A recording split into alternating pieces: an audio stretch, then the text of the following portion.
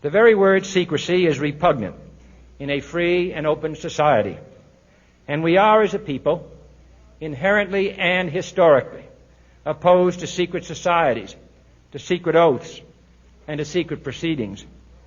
We decided long ago that the dangers of excessive and unwarranted concealment of pertinent facts far outweighed the dangers which are cited to justify it.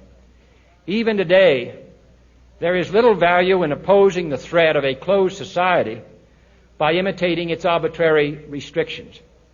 Even today, there is little value in ensuring the survival of our nation if our traditions do not survive with it. And there is very grave danger that an announced need for increased security will be seized upon by those anxious to expand its meaning to the very limits of official censorship and concealment.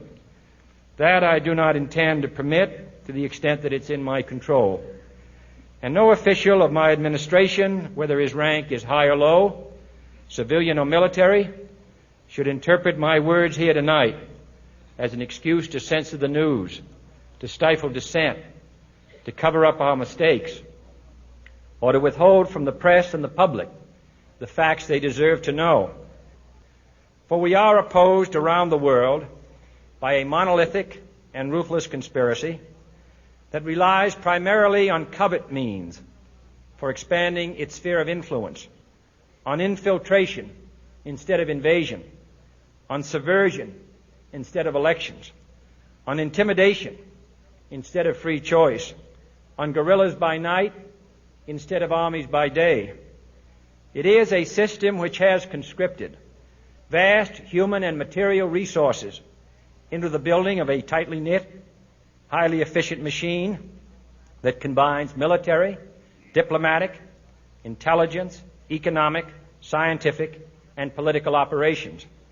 Its preparations are concealed, not published. Its mistakes are buried, not headlined. Its dissenters are silenced, not praised. No expenditure is questioned, no rumor is printed, no secret is revealed. No president should fear public scrutiny of his program, for from that scrutiny comes understanding, and from that understanding comes support or opposition, and both are necessary.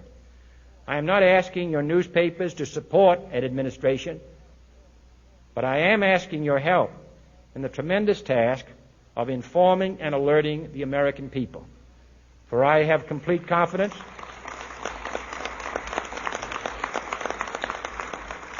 in the response and dedication of our citizens whenever they are fully informed.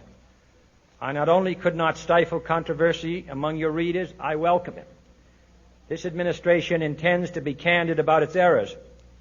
For as a wise man once said, an error doesn't become a mistake until you refuse to correct it. We intend to accept full responsibility for our errors, and we expect you to point them out when we miss them.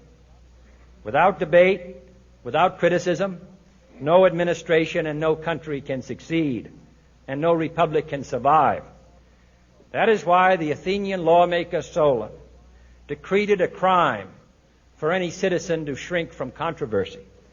And that is why our press was protected by the First Amendment, the only business in America specifically protected by the Constitution, not primarily to amuse and entertain, not to emphasize the trivial and the sentimental, not to simply give the public what it wants, but to inform, to arouse, to reflect, to state our dangers and our opportunities, to indicate our crises and our choices, to lead, mold, educate, and sometimes even anger